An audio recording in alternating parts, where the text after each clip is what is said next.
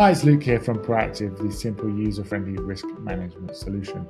And in the how to use video so far, we've got up to the point of creating our first incident. We're now going to have a look at how we can create a concussion and track concussion if that's something that's required in your organization. As you know, when you sign up and create your account, these modules that exist are all relevant to your company and can be removed and added as required. So you may not have this concussion module, in which case not to worry, but if you are an organization or club that has occasion to put people on a concussion tracker, then it's quite simple to do. Previously, we created an instance.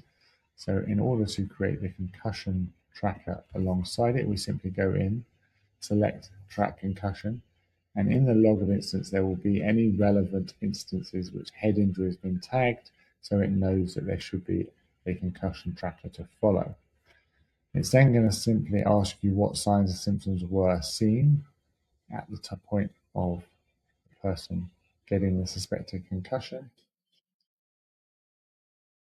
And then having added those symptoms, it's just going to ask you for the player's contact details. Now, if it is a younger player under 18, then that can be the guardians and should be the guardians' details. If it's an over 18, then you can put their email address and telephone number and mobile. And what that is going to do is basically trigger a series of information to be sent to them so that they know what stage they are in the concussion protocol and the return to play to keep them safe. And we'll look at that briefly now. So we're going to start the tracker. We're going to go back to the dashboard. And we're going to see in our column here over concussion in the red section, there is in fact a concussion and it's in recovery, which means they're still going through the return to play protocols. And this is where it's really fantastic and really helpful. So it's going to tell the number one what stage they're at and what they should be doing. This is important because not everyone obviously is up to date with this. Understandably, as a player, the coaches should know about this. It is obviously a lot for all the players to know and keep track of, especially if you just had a bump on the head. So this is a great tool that's going to send them information about graduated return to play. There's even a link here to view the documentation that goes with it. And then also you can copy this link. Now what I should stress here is copying this link and sharing it will only share the basic information of the incident and the stage that the individual recovering is at. As this process goes on and the tracker progresses, which it does automatically in terms of timing, it will send out up-to-date information to the individual that was put into the system, those details we looked at earlier, and it will allow them to progress the individual, if it's in the case of a child, if they're the guardian or themselves, having made sure that they are at the right stage, that they have no symptoms, that they are ready to move on. And that is only manageable by the person that gets sent that email and that text.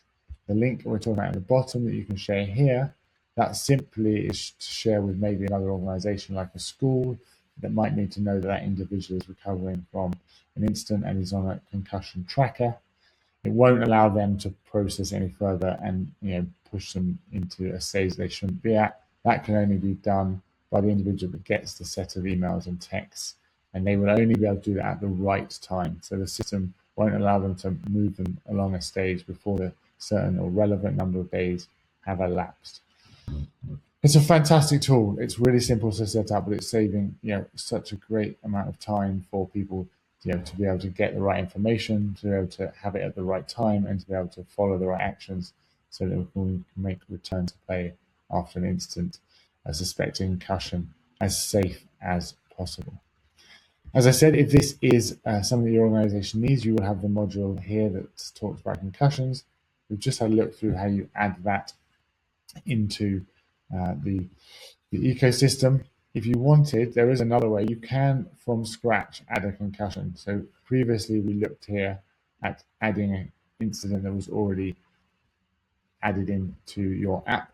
I would always suggest doing it that way so that incident is safe and secure and signed off.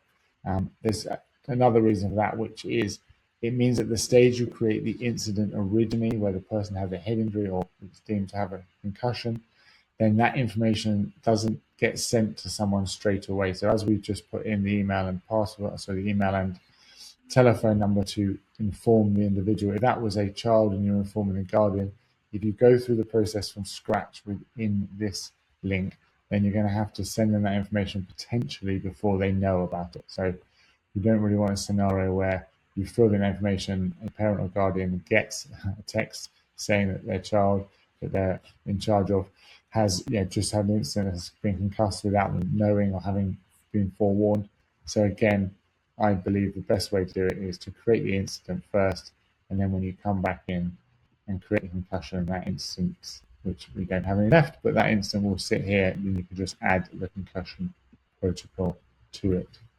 I hope that makes sense. As I said, I hope you won't have to use this too often, but it is there, and for the sports and organisations where it is relevant to have the ability to track concussions, to help people return to play safely, this is an invaluable tool, not only because everyone in the organisation in that group who has access will know the stage that individual is at, and that really protects them from training and the activities that they shouldn't be doing too soon, and making sure that in fact they are doing the correct activities to get the safest return possible. I hope that's been useful, and I look forward to seeing you in the next video.